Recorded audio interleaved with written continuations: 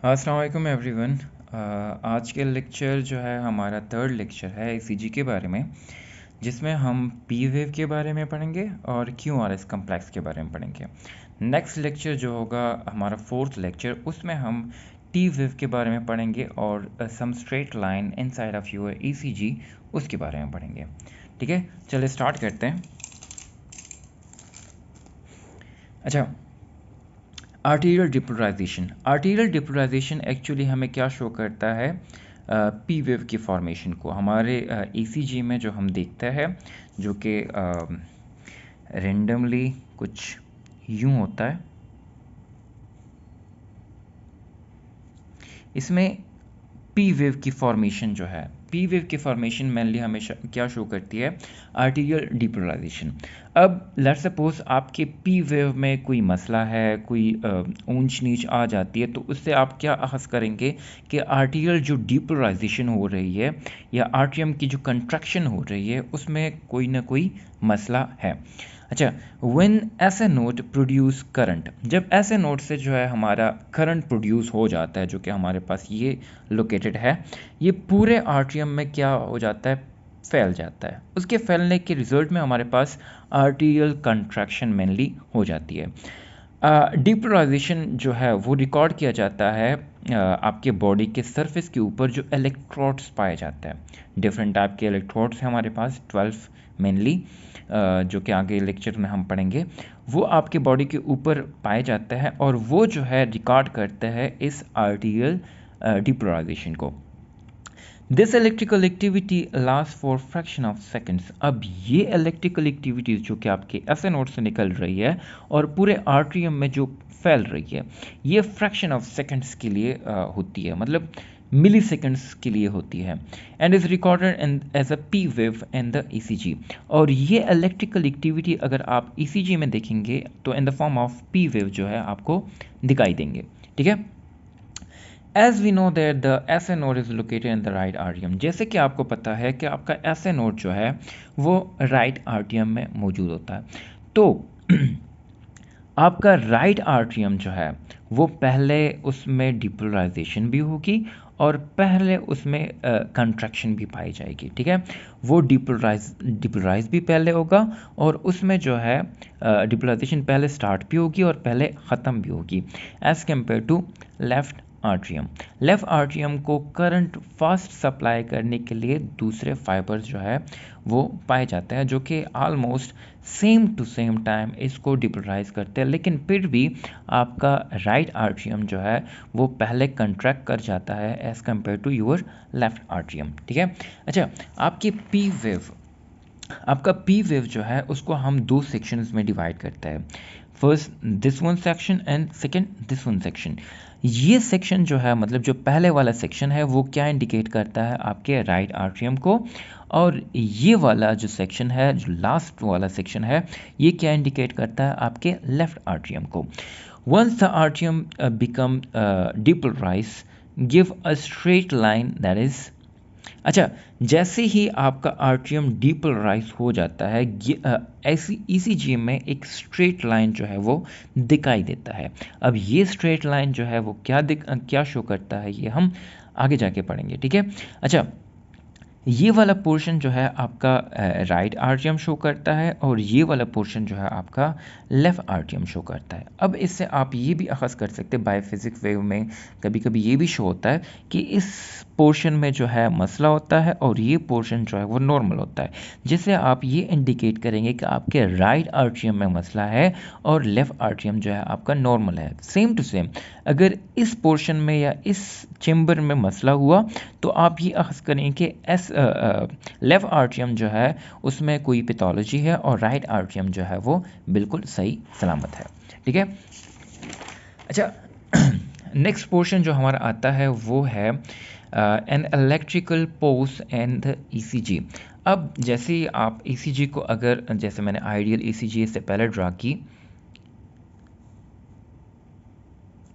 अच्छा, ये वाला सेक्शन जो है, मतलब यहाँ पे स्ट्रेट लाइन है। अब ये स्ट्रेट लाइन, इसको हम क्या कह सकते हैं? Electrical pulse in the ECG, क्योंकि यहाँ पे कोई वेव नहीं बन रहा। ठीक है, हेल्थी पेशेंट जब होता है, मतलब हेल्थी बंदा जब होता है, उसमें अगर आप उसकी फिजियोलॉजी वगैरह स्टडी कर ले तो आर्ट्रियम और वेंट्रिकल के बीच में एक इलेक्ट्रिकल विंडो पाई जाती है, ठीक है। ये इलेक्ट्रिकल विंडो जो है एक्चुअली सेपरेट करती है आपके आर्ट्रिया को from the ventricle to depolarize at the same time. अच्छा, यहाँ पे आर्ट्रियम जो है, आर्ट्रिया या आर्ट्रियम, उसको जो है सेपरेट किया जाता है फ्रॉम द वेंट्रिकल, ताकि वो जो है आर्ट्रिया जो है पहले डिपोलराइज हो जाए, उसके बाद जो है वेंट्रिकल की डिपोलराइजेशन हो। Therefore current after depolarization atria must stay here for the fraction of seconds. जब आप जो है आपकी आर्ट्रियम या आर्ट्रिया जो है वो डिपोलराइज होती है, उसके बाद करंट ने रुकना होता है इस विंडो पे। इस विंडो को क्या कहता है? इसको एवी नोड कहता है, ठीक है। इस विंडो पे इस करंट को for a fraction of seconds, milliseconds के लिए रोका जाता है, जो कि राउंड अबाउट 0.09 सेकेंड होता है। इस टाइम तक ये इसको रोका जाता है ताकि आपका आर्ट्रियम जो है वो फुली डिपोलराइज हो जाए। उसके बाद जो है करंट वेंट्रिकल में आ जाए और वेंट्रिकल जो है उसके साथ साथ क्या हो जाए? डिपोलराइज हो जाए। So that the contraction of the atrium occur first, वही बात रिपीट की जा रही है, and completely, and then the contraction of the ventricle occur. ये विंडो जो है ये क्या काम करती है? करंट को रोक देती है। लेट सपोज ये दो चेम्बर्स है, ये आपका आर्ट्रियम हुआ, ये वेंट्रिकल हुआ। अब करंट जो है यहाँ से नीचे आ रहा है, तो अगर ये विंडो लेट सपोज यहाँ पे ना होती, जो कि in the form of AV node पाई जाती है, अगर ये विंडो यहाँ पे ना होती तो मेनली मसला क्या होता? करंट जो है वो डायरेक्टली यहाँ पे आ जाता और आपका आर्ट्रियम और वेंट्रिकल जो है eight the same time contract कर जाते, सेम टाइम डिपोलराइज हो जाते। तो डिपोलराइजेशन और कंट्रैक्शन का मसला यहाँ पे ये होता सेम टाइम कि यहाँ से अगर ब्लड ने निकलना है तो यहाँ पे आना है। नॉर्मल प्रोसीजर में ये होता है, ये कंट्रैक्ट होता है और यहाँ पे ब्लड आ जाता है। तो अगर दोनों जो है वो स्क्वीज़ कर जाएंगे तो दोनों से जो है ब्लड निकलेगा और यहाँ पे वेंट्रिकल में ब्लड नहीं आएगा। अगर वेंट्रिकल में ब्लड नहीं आएगा तो ब्लड जो है दूसरे चेम्बर में जैसे जाना होता है, जैसे आपके लेफ़्ट वेंट्रिकल से पूरी बॉडी को सप्लाई जाती है और राइट वेंट्रिकल से आपकी लंग्स की तरफ ब्लड जाता है ऑक्सीजनेशन के लिए। तो ये प्रोसीजर जो है फॉलो नहीं होता, ठीक है। तो इस चीज़ को दोनों को eight the same time contraction से रोकने के लिए एवी नोड मौजूद होता है, जो कि क्या काज करता है? पोस्ट काज करता है, एक ब्रेक देता है इलेक्ट्रिकल एक्टिविटीज़ को, ठीक है। इस विंडो को नॉर्मली क्या कहा जाता है? AV node. AV node is also under the control of autonomic nervous system. जैसे कि आपका एसए नोड है, एसए नोड की तरह आपका एवी नोड जो है वो ऑटोनॉमिक नर्वस सिस्टम के अंडर कंट्रोल में आता है। Vagal stimulation can prolong this pause. अगर वेगल स्टिमुलेशन हो जाती है तो ये पोज जो है, अगर लेट्स सपोज ये 0.9 सेकेंड का पोज है, तो ये जो है इंक्रीज भी हो सकता है, 0.1 तक भी आ सकता है और इससे भी इंक्रीज हो सकता है, ठीक है। अच्छा, उसके बाद जो है हमारा थर्ड स्टेप जो है वो हमारे पास वेंट्रिकुलर डिपोलराइजेशन है। वेंट्रिकुलर डिपोलराइजेशन मेनली हमें क्या शो करता है?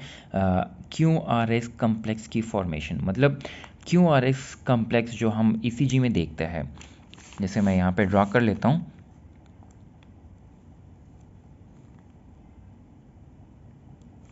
ये आपके पास Q वेव बनता है, ये आपके पास R वेव बनता है और ये आपके पास S वेव। तो इन सब को कंबाइनली जो है हम क्या कहते हैं? QRS complex. और ये कंबाइनली जो है आपकी वेंट्रिकुलर डिपोलराइजेशन को क्या करता है? शो करता है।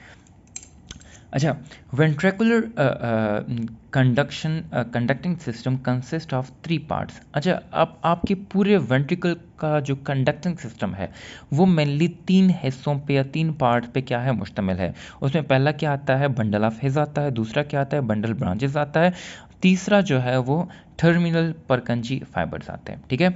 यहाँ से स्टार्ट लेते हैं। ये आपका क्या है? एवी नोड है। एवी नोड की जैसी मतलब वो ख़त्म हो जाता है तो एवी नोड के बाद डायरेक्टली आपका जो ब्रांच आता है वो क्या है? बंडल ऑफ हिज है। बंडल ऑफ हिज जो है वो फर्दर डिवाइड हो जाता है into left section and right section. Right section का नाम क्या है? राइट बंडल ब्रांच, और लेफ्ट सेक्शन का नाम क्या है? Left bundle branch. ठीक है, अब ये दोनों ब्रांचेस जब अगर पेरिफेरीज की तरफ जाते हैं दोनों साइड पे, तो आपको जो है एक टर्मिनल फाइबर्स देते हैं, जिसको आप क्या कह सकते हैं? Purkinje fibres. अच्छा, आपके बंडल ब्रांचेस जो है वो फर्दर डिवाइड किए गए हैं into left bundle branches and right bundle branches. और लेफ्ट बंडल ब्रांचेस जो है उसके फर्दर फिर 3 सब ब्रांचेस है, जिसको आप क्या कह सकते हैं? Septal fascicles, left anterior fascicles and left posterior fascicles. अब ये फेसिकल्स जो है ये क्या काम करता है? Division of the left bundle branches, मतलब लेफ्ट बंडल ब्रांचेस जो है वो फर्दर डिवाइड किया गया है 3 सेक्शंस में। सेप्टल फेसिकल जो है वो क्या करता है? मेनली सप्लाई करता है या डिपोलराइज करता है enter ventricular septum between the left and the right ventricle. आपके 2 चेम्बर्स जो है, ये राइट साइड लेट सपोज, ये लेफ्ट साइड लेट सपोज, इसके बीच में एक सेप्टम मौजूद है। अब इस सेप्टम को जो है डिपोलराइज करना होता है। अगर इसको डिपोलराइज करना है तो आपके पास जो फिजिकल मौजूद होता है वो क्या है? Septal physical. अब ये फिजिकल या ये सेप्टल फिजिकल या ये ब्रांचेस जो है, जो कि लेफ्ट बंडल ब्रांचेस से निकलते हैं, ये जो है इस रीजन को क्या करता है? डिपोलराइज करता है। ठीक है, अच्छा, सेकेंड वन जो है वो एंटीरियर फिजिकल है, जो कि डिपोलराइज करते हैं anterior surface of the left ventricle. Left ventricle जो है वो बहुत बड़ा चेम्बर है, बहुत बड़ी रीजन है, उसके एंटीरियर साइड को जो है अगर डिपोलराइज किया जाता है with the help of septal physical.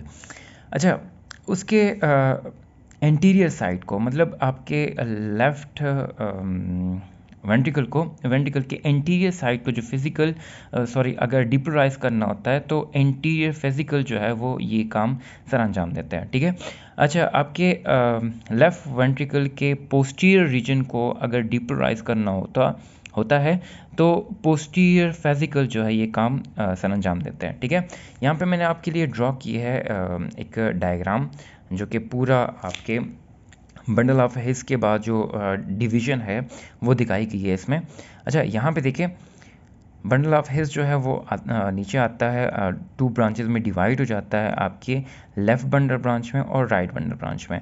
Left bundle branch वो फर्दर डिवाइड हो जाता है into 3 sections, that is septal physicals, left anterior physical और लेफ़्ट पोस्टीरियर फिजिकल्स। अच्छा, ये एंड टर्मिनल जो पाए जाता है, ये एंड टर्मिनल जो है आपके क्या है? परकंजी फाइबर्स है, जो कि आपके साइड मसल्स जो पाई जाती है मायोकार्डियम हार्ट के, उनको जो है डिपोलराइज करती है। ठीक है, अच्छा, ventricular depolarization cause the ventricle contraction.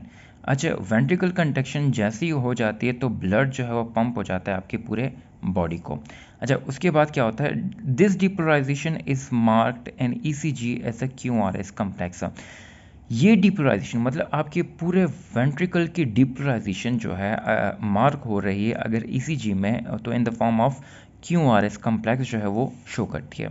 Amplitude जो है क्यूआरएस कम्प्लेक्स का वो बहुत ज़्यादा बड़ा होता है as compare to atrial P wave. Reason क्या है? क्योंकि मसल मास जो है वो वेंट्रिकल का बहुत ज़्यादा बड़ा है। अगर आप देखें, कंपैरिजन करें आर्ट्रियम को वेंट्रिकल के साथ, तो आर्ट्रियम का मसल मास जो है वो छोटा है एज़ कम्पेयर टू वेंट्रिकल। अच्छा, यहाँ पे देखें, मैं फिर से आपको नॉर्मल ईसीजी जो है, आइडियल ईसीजी जो है, उसकी डिवीजन जो है वो यहाँ पे दिखाता हूँ कि पी वेव जो है वो शो करता है मेनली आर्टीरियल डिपोलराइजेशन को। पी वेव के बाद एक पोज आता है जो कि एवी नोड से करंट गुजर रहा है, उसके बाद वेंट्रिकल की तरफ जब करंट आता है तो यहाँ पे क्यूआरएस कम्प्लेक्स जो है वो बनता है। अब क्यूआरएस कम्प्लेक्स क्या शो करता है? वेंट्रिकुलर डिपोलराइजेशन को। अच्छा, इसकी डिपोलराइजेशन भी हो गई, इसकी डिपोलराइजेशन भी हो गई। उसके बाद जो है वो रिपोलराइजेशन काज होता है, वो जो है आपकी ईसीजी में इन the form of T wave जो है वो क्या होता है? शो होता है। ठीक है, तो ये हमारा आज का लेक्चर था, जिसमें हमने स्टार्ट में क्या पढ़ा? आर्टीरियल डिपोलराइजेशन, जिसमें क्या काज होता है? मेनली पी वेव की फॉर्मेशन होती है। पी वेव की फॉर्मेशन में हमारे पास पहला जो सेक्शन है, अगर आप उसको डिवाइड करें दो सेक्शन में, आर्टीरियर और राइट साइड और लेफ़्ट साइड में, तो राइट साइड जो है उसकी कंट्रैक्शन पहले होती है और लेफ़्ट साइड की कंट्रैक्शन बाद में होती है, या राइट साइड की डिपोलराइजेशन पहले होती है और लेफ़्ट साइड की डिपोलराइजेशन बाद में होती है। ठीक है, तो ये सेक्शन जो है आपको राइट साइड दिखाता है और ये सेक्शन जो है आपको लेफ़्ट साइड दिखाता है। ठीक है, अच्छा, उसके बाद जो पोज आता है वो आपके एवी नोड से करंट गुजर रहा है हेल्थी हार्ट में, ये नॉर्मली होता है ताकि आपकी दोनों सेक्शंस को या दोनों चेम्बर्स को जो है आर्टियम और वेंट्रिकल को eight the same time contraction से रोक ले। इसकी ड्यूरेशन जो है वो नॉर्मली हमारे पास 0.9 सेकेंड तक होती है और इसकी प्रोलंगेशन कभी कभी स्टिमुलेशन ऑफ वेगस नर्व की वजह से हो जाती है। उसके बाद वेंट्रिकुलर डिपोलराइजेशन, जिसमें हमारे पास 3 सेक्शंस है, बंडल ऑफ हेस है, बंडल ब्रांचेस है और टर्मिनल ब्रांचेस है। बंडल ब्रांचेस जो है उसको फर्दर डिवाइड किया गया है लेफ्ट एंड राइट सेक्शन में। अब लेफ्ट सेक्शन जो है उसको फर्दर 3 सेक्शन में डिवाइड किया गया है, septal fascicles, left anterior fascicle और लेफ्ट पोस्टीरियर फेसिकल, जो कि मैंने रिपीट किया यहाँ पे, जो कि मैंने आपको अच्छी तरह समझाया है कि सेप्टल फिजिकल जो सेप्टम है पाया जाता है आपके राइट और लेफ्ट साइड के बीच में, उसको डिपोलराइज करता है। एंटीरियर फेसिकल जो है आपके लेफ्ट वेंट्रिकल के इंटीरियर रीजन को डिपोलराइज करता है और पोस्टीरियर जो है आपके लेफ्ट वेंट्रिकल के पोस्टीरियर रीजन को मेनली क्या करता है, डिपोलराइज करता है। और ये मैंने डायग्राम के थ्रू आपको दिखाया है। ये मेनली बंडल ऑफ हेस है, ये इसका राइट ब्रांच है, ये इसका लेफ्ट ब्रांच है। लेफ्ट ब्रांच में ये सेप्टल फिजिकल है, इसमें ये जो है लेफ्ट इंटीरियर फिजिकल है और ये लेफ्ट पोस्टीरियर फिजिकल है। और ये क्या है, आपके परकंजी फाइबर्स है जो कि आपके एजेस ऑफ द हार्ट को क्या करते हैं, डिपोलराइज करते हैं। ठीक है, एम्पलीट्यूड जो है क्यू आर एस का सब ज़्यादा होता है as compare to P wave. Reason क्या है, आपके क्यू आर एस कम्प्लेक्स का जो आपके वेंट्रिकल का मास जो है वो ज़्यादा बड़ा होता है एज़ कम्पेयर टू आपके आर्टियल रीजन का। तो ये हमारा लेक्चर था। इस लेक्चर में अगर आपको किसी भी चीज़ की पूरे लेक्चर में किसी भी सेक्शन की या किसी भी पॉइंट की समझ नहीं आई तो काइंडली आप मुझसे पूछ सकते हैं। Thank you.